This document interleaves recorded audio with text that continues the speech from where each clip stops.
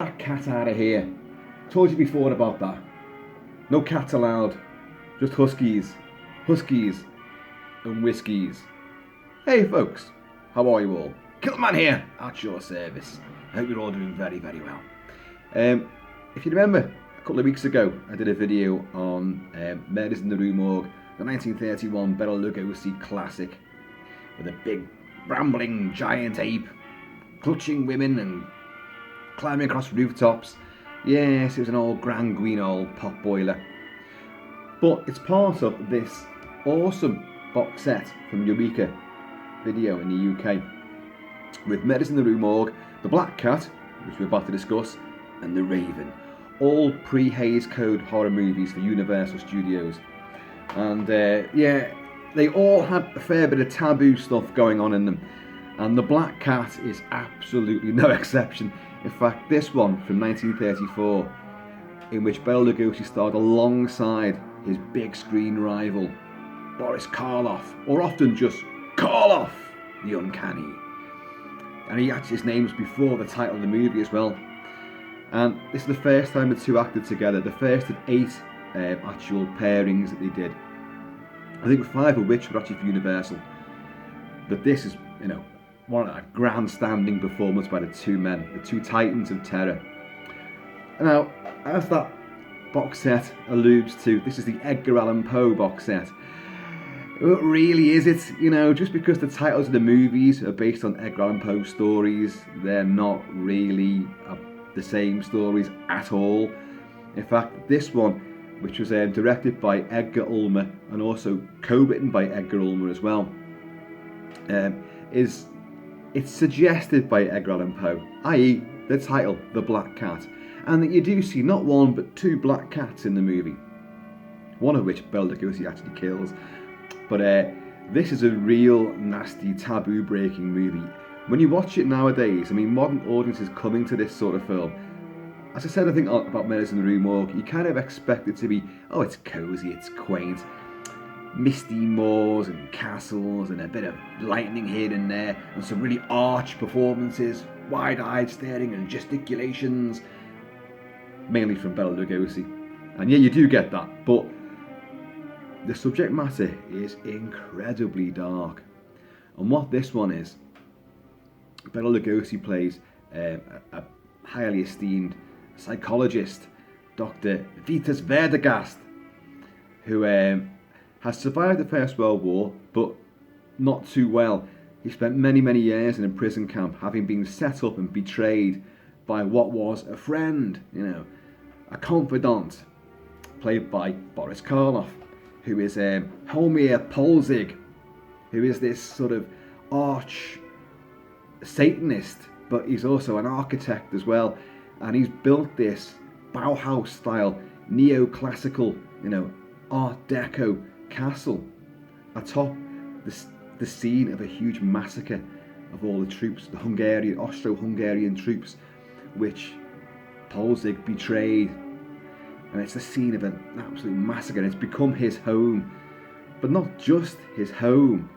Down below in the although it may be Art Deco on the upper regions of this modern castle, but in the lower sanctums, it's a dungeon. It's a tomb full of the embalmed and almost floating upright corpses of the women he's loved and murdered and sacrificed as part of the cult and the coven that he's the sort of Aleister Crowley type leader of. And it's a very, very dark and taboo story, because Bela Lugosi's Vitas Verdegast, these two were once friends, now they're arch enemies. He contrives to end up there after many, many years of being in this prison, and he wants revenge. But not only he arrives there, but also this young American couple on their honeymoon, travelling around Hungary, as you do. Eastern European times, just after the First World War, must be boom time. And they first meet Bela Lugosi on the train. And, if that wasn't sinister enough, and he's the good guy, by the way. He introduces himself, and he's in their carriage, and a big suitcase is about to fall off the rack above and to land on, what's her name? She's played by Jacqueline Wells. Jacqueline Wells, who's also been known as Julie Bishop, who was also the mother of Pamela Susan Shoop, who in the film Halloween 2, she's the nurse who gets in the hot tub. Yeah, she's the mummy of that girl. Oh, cheers y'all. I forgot I had that. I'm like the cat that got the cream. And while they're in there, this suitcase begins to fall, and Bela Lugosi catches it, and she screams, and he says, better to be scared than crushed. And you're going to get a lot of dialogue from Bela Lugosi, and of course dialogue which actually he does deliver superbly well, especially in this movie, because his enunciation, which he struggled with the English language, and the way that he delivers his lines, it's almost musical. And if you think he sounds great, Karloff as well sounds wonderful, because Karloff had a terrific lisp, and it's almost like some of the lines in this, they've thrown a few extra S's in there to make him struggle with that, and yet he rises to it because he's able to make it eloquent and give it a sort of a hissing, sort of maybe feline quality to it. Anyway, we're racing ahead. So this young couple befriend Bela Lugosi, Dr. Vitas Verdegast, and he explains a little bit about his background. And then they get off the train, and then in a road accident where they tumble down the mountainside, they contrive at the foot of the mountain where, Polzig's castle's up there, but of course Vitas Verdegast was going to go there anyway. So they end up there. Everyone's contrived to be in this house of horrors, which is exactly what it is. And Karloff, totally against the sort of thing you've seen him playing before. He has this satanic sort of, widow's peak. His eyebrows are arched. Jack P. Pierce, who does the Wolfman and the Mummy and many of the early Universal horror monsters, does a very subtle makeup on him, but it's a satanic look. And he's clearly based upon Aleister Crowley. Apparently, you don't pronounce it Crowley, you pronounce it Crowley. Who cares? But he takes an instant fascination to Jean. And her fella, David Manners, he's the hero of the piece. But he's one of those foppish, ridiculous heroes who swoons all over her. It's their honeymoon, and they're made to sleep separately as well. And he's one of these heroes that gets knocked out or faints at the worst of times. The hardly the leading man example you set these days, where they're one-man armies, take on gazillions of goons and monsters. But these guys just go, I look in your eyes and I lose myself. I don't know where I am. Come on, man. Toughen up. Grow a pair. But yeah, Polzig, Karloff, has realised she's lovely. She'll do perfect for my next satanic rites, which on the next night of a full moon, which is going to be a stormy night as well, he's going to get all his acolytes down below. What he's going to do, and this is the thing, he's going to sacrifice her by raping her, basically. And then he's going to make her into his wife. And then she'll end up in one of these upright glass caskets of these floating embalmed corpses. All of these beautiful women that he's known and loved and murdered. And what the bloody hell? But the real, oh God, no, he hasn't, is that while his ex-friend, the one he betrayed, Vitas Verdegast Lugosi, was incarcerated, Karloff's character took for himself Vitas' wife, seduced her, murdered her, and her body's down there too. But no, that's not enough for our Polzig. No. He also took Bela Lugosi's daughter as well. So once the mother had died, he then married the daughter, Karen. What? And she's still there? And he's told her that her father died many years ago. And Bela Lugosi's Vitas Verdegast does not know his daughter is even still alive. So, although he's there ostensibly to get revenge, and this other couple have arrived, first of all, he doesn't really care about this other couple. He's not that bothered. They're just there. They could prove it to be a distraction. And the idea is, as far as Vitas is concerned, well, if Karloff's attentions are diverted onto this young bit of hot stuff, then, I can make my plans. I'll work with him to a degree, but then I'll set him up and I'll get my revenge. And that's how it's kind of go along. But the black cat element is that Bela Lugosi has phobia, pussy phobia, basically.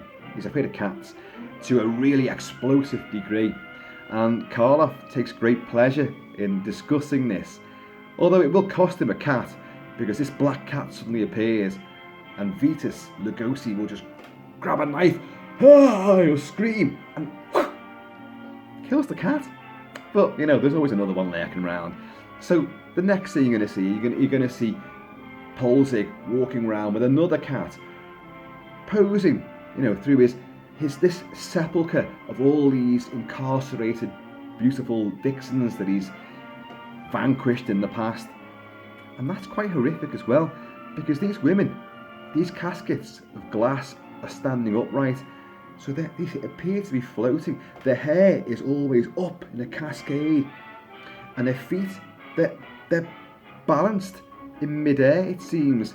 In actual fact, they're wearing these harnesses which their hair being pulled up is hiding and camouflaging, and it's a girdle around them, and it's around their neck as well, and it's quite harsh. And I'll come on to this because the girl that plays the body of Bela Lugosi's former wife, she also plays the daughter as well, but I'll come on to that. So he will pose around with all his victims, and then on that night in question, he'll bring all his acolytes in.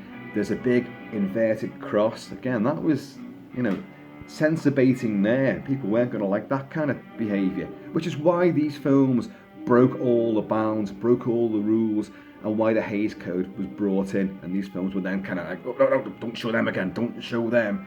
But of course they've become the classics that they are, because they really did push boundaries and poked into those hidden corners of the psyche where people thought, you can't film that. Oh, apparently you can. But whereas back in those days, they're very stately, they're very elegant. It's the themes rather than the graphic nature. Although there is some stuff in this, because this one's famous for one particular sequence. Well, many sequences, but one in particular, which we'll come on to. So, Vitus realises what his enemy, his nemesis has in mind, and he has a bit of a change of heart, and he'll suddenly think, well, no, I want them, let them go free, let the young American couple go free. Oh, Vitus, if that's what you want, maybe we should play a game for it. So they play chess together, and Vitus does lose the game. Vitus also has an inside man, played by Harry Cording. Harry Cording is magnificent. Although he's not a huge guy, he often played a heavy, a bit of a brute, a thug, a gangster's henchman, or he was in a lot of Western movies too. But the great thing about him is that if you plucked his eyebrows and slicked his hair back, he looked like Genghis Khan. So he did play Mongolian, warlords and stuff. And in this movie, he will stand there like that, none shall pass sort of thing. He's not a huge guy, but with his eyebrows going back and this sort of exotic look about him, and moustache, little moustache, he looks kind of, really the outer reaches of the Far Eastern steppes, looks great. But he's the inside man, so you think he's going to help out with the young couple. He doesn't at first. He actually clubs down, David Manners, who's the young married American. He'll club him down and knock him out, first of many times. And he'll also carry around, Jacqueline Wells, the honeymoon bride. He will carry her body around and keep putting her back in her room and stuff, like make sure no one comes in to help her escape, ostensibly. But when Bela Lugosi loses the game, right, the bets are off now. He will then be shown, at gunpoint, he will lead Boris Karloff downstairs, down to the dungeons, and one of the secrets will be revealed to him, and it's his wife in this glass case. But the shock he has there, and it completely, disempowers him, and he will crash through this glass chart on the wall. But he won't just be shown that. Jacqueline Wells, the American girl, she meets Karen, who is the daughter, because you've seen Boris Karloff lying next to this mysterious young blonde in bed, who seems very sultry and sort of dreamlike, but she knows what's going on. You can hear there's a big playlist of Universal scores here from the early 30s and early 40s, and a bit of dialogue's crept in as well. But hey, yeah. So Jacqueline Wells tells Bela Lugosi's Vitas Verdigast, your daughter's alive, she's here. But because she's broke out and she said a few words, Karloff's gone into the room, and then downstairs we're going to find her body lying on this slab.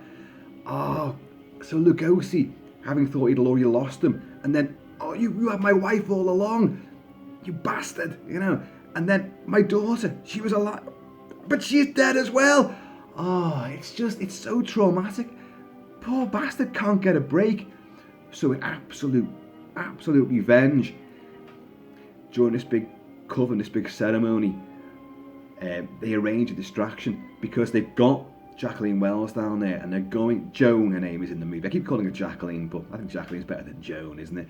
And they've got her on this, she's passed out, and they're going to sacrifice her, which means she's going to be raped in front of all these acolytes, including John Carradine, who will go on to play Dracula and be in many, many horror movies himself, and a great character actor. And they arrange a distraction, so Harry Cording and Bela Lugosi manage to get Joan out, and then Joan says, your daughter's alive, and then you find their body under this on this slab underneath this shroud. So then he will get his revenge. He will grab Karloff and he'll tie him, because he's got torture chambers down there too, and he'll tie him to another inverted cross. He'd be like that. He goes, do you know what I'm going to do to you, Polzig? Have you ever seen an animal that's been skinned alive? I'm going to flay the flesh from your bones. Sorry, a bit of Arnie crept in there. Run, go, get to the interpretator. The interpretator.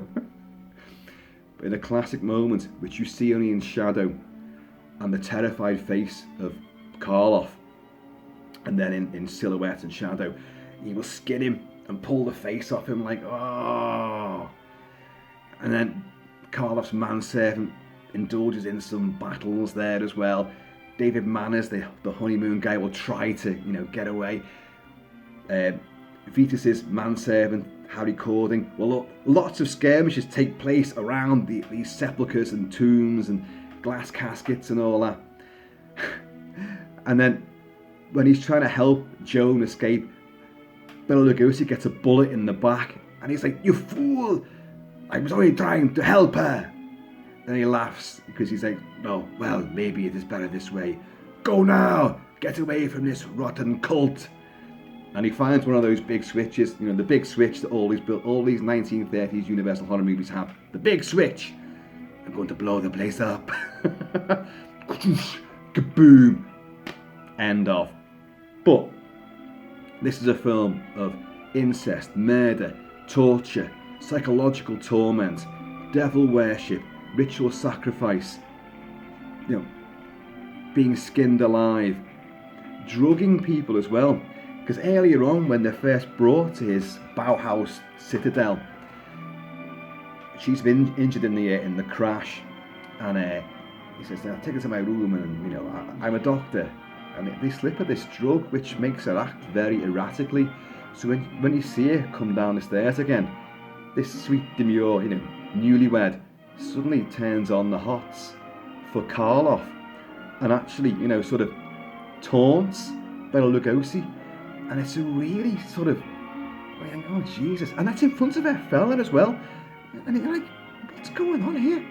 And in a really great moment, she's making eyes at Karloff, and she's also, sort of mocking Lugosi, and in a great little shot, you'll see Karloff's hand will embrace. He's got a statue of a nude woman on this table, and he'll grab it, and as the sort of climax of the moment. He grabs it like that, seductively, and there's some raunchy power. So we got a lot of this shit going on, and obviously murder is the thing. Murder, rape, sacrifice, pain and pleasure. Very, very dark. Now, the girl that plays Lugosi's wife and daughter as well. Oh, what's it? I wrote it down. Lucille Lund. Lucille Lund, beautiful blonde woman, and the director, Edgar Allan Poe, made a move on her, as she ascertained, which she spurned. And then, because she's in the two scenes where you'll see the wife in this casket, and she's held up by this painful girdle, which goes around her neck as well and around her waist and pulls her hair up like that. Ulma, once she's in this casket, calls, "Cut! Right, everyone to lunch." Shut the door, locked the door, left her in there. She was asphyxiating. She was also, blood was welling up in her throat. She was choking on her own blood, coughed it up. And it was Harry Cording, that guy, Genghis Khan, who came in and rescued her. And I'm like, oh God, what the hell? But because she didn't want to rock the boat, because the film's still in production, and we've seen it these days, haven't we, with certain, Hollywood bigwigs, Harvey Weinstein perhaps. We've seen the power these people wield, and she was too afraid to go public with this. But he didn't stop there, because she also plays, Karen, who's the daughter. And when they find her dead on this slab, she was tied down to this slab, and again he called cut, lunch, and everyone left. So again, she was like in absolute unbearable pain because she's tied down to this table, and they've gone and left her for hours. Oh bastard, But she didn't have to suffer for that movie. And what a movie it is.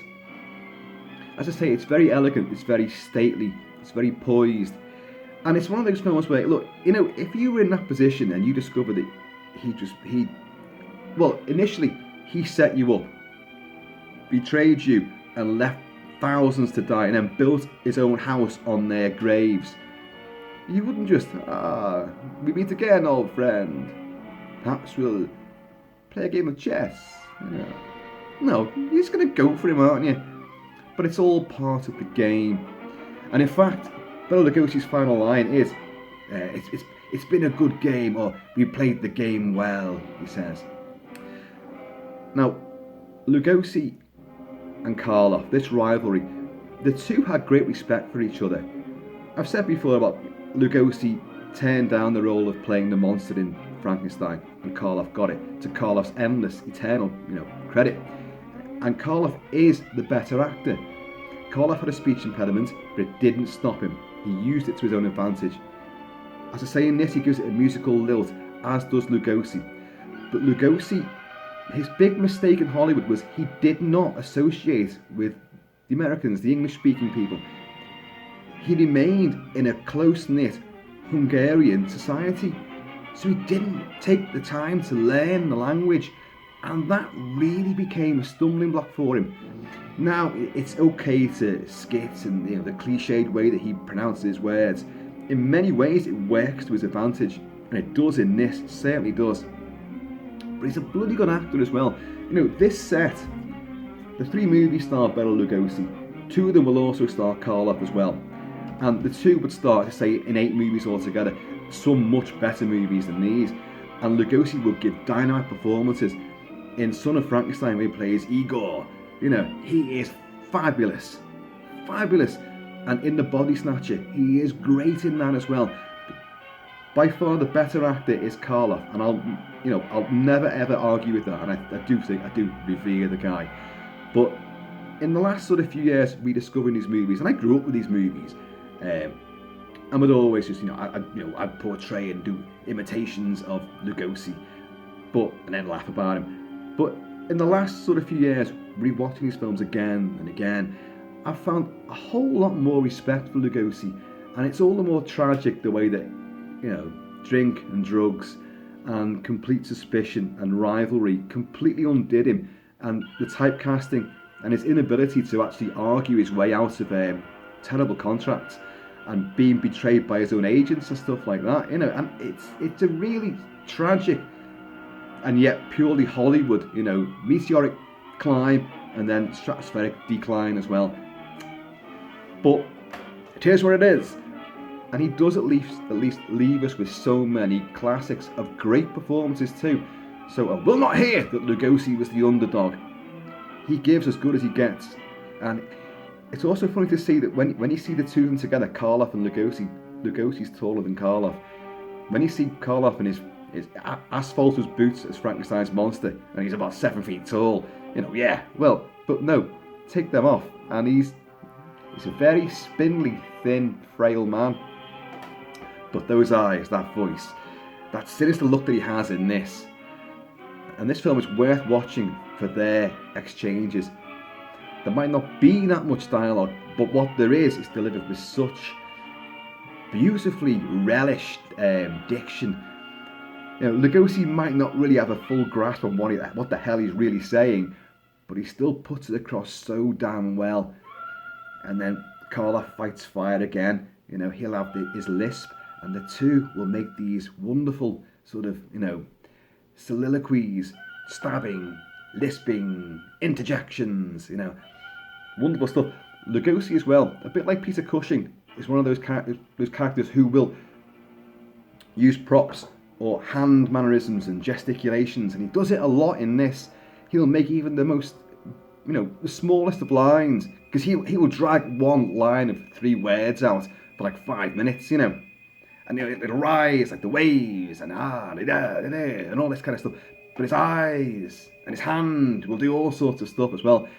Yes, it's ripe for parody, but you've got to look at it from his point of view. He's owning the screen. He's stealing the show from under the feet of Karloff. And then Karloff tries to fight back. So you're watching two titans of terror really going at it. And it's really, really good stuff. There is an unfortunate moment of... Karloff has a manservant as well, whose name I've forgotten. And he has a really bad Spock hairdo and a wizened face. And he'll use him, and in one horrible moment, which has been sped up, and a bit of frame jumping as well, David Manners, the American hero who's done literally frig all until the final moment, he hides behind a door, and this guy comes through, and in a sped up moment, he gets him on the deck, and the gun goes off, and then he gets the gun, and, and all of a sudden, and then goes and kills the actual good guy who was looking after him and his missus. See, I love that as well. I love that Hollywood back in those days, it would have a leading man, the good-looking, photogenic leading man, but he would be an insipid fool. And in actual fact, even though I've said David Manners gets knocked out and passes out a fair bit in this, and he swoons in front of his missus, he does, you know, obviously he will get into the action at the end, but he actually is quite good. He's very watchable, and his delivery and his performance is actually really, really good as well. So the Black Cat, folks, there's a hell of a lot going on in here. And, you know, devil cults, sacrifice, incest, necrophilia. There's a lot of shit going down in this, you know. And the set design and the camera work by John Maskell, I think, did the cinematography. Some great panning shots and tracking shots going through these strange sort of lower levels of this Bauhaus citadel. Wonderful stuff. Totally wonderful stuff. And a great shot on just before he's about to reenact the rites of Lucifer. Karloff is outside on this brooding stormy night. Full moon is there, clouds are racing across it, the trees behind him are rocking in the wind, and he's just standing there sort of like this, looking up at the moon with that devilish countenance. It is wonderful stuff. Very heady, intoxicating brew, but, you know, well worth your time and effort. And again, a bang up job on the restoration. Commentary tracks, documentaries, great trivia and anecdotes aplenty. So, that, folks, is film number 2 in this, you know, hodgepodge, blink and you'll miss it. Has he forgotten about the third entry in the set? No, that's coming in about another 2 weeks. But this little series I'm going to do on Bela Lugosi and now Karloff in the Edgar Allan Poe. by name alone, because there's nothing of Poe in this really, apart from a black cat and the title. But it has, if anything, it has the influence of Poe, of depravity, darkness, torture, psychologically broken minds. Anyway, folks, The Black Cat. Well worth your time and effort. So please, keep it kilted, keep it Celtic, and I'm going to see you all.